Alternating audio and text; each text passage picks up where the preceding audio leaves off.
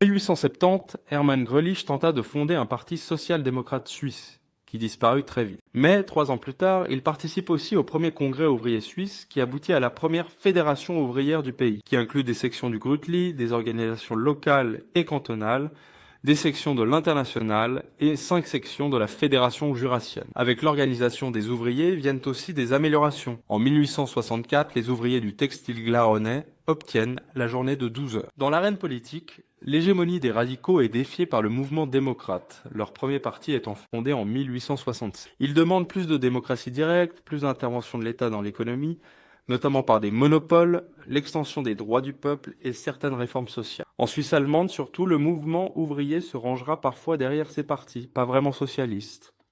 Le mouvement ralentit beaucoup après avoir contribué à l'instauration de la Constitution fédérale de 1874, qui accorde notamment le droit d'initiative populaire. Cette nouvelle constitution permet aussi de prendre des mesures plus étendues à l'échelle nationale, par exemple la loi sur les fabriques de 1877. Limitant la durée de travail à 11 heures par jour, elle encadre la responsabilité civile des employeurs en cas d'accident et limite le travail des enfants. Des industriels lancèrent un référendum, mais la loi passa de justesse.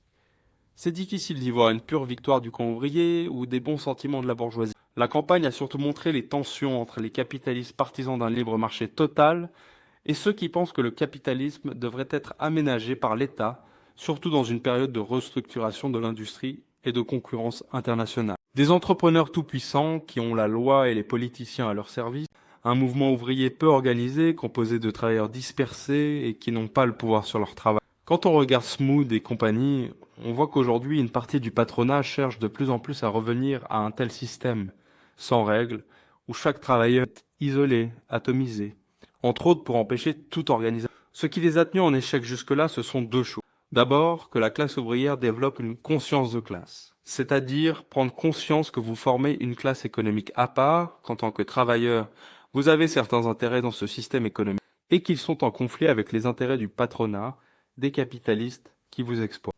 Et ensuite, d'assumer de participer à une lutte pour l'amélioration de ces conditions de travail. Mais tout ça n'est possible que par l'organisation, grâce à des associations, des syndicats, des partis combatifs et bien décidés à peser sur ce bras de fer.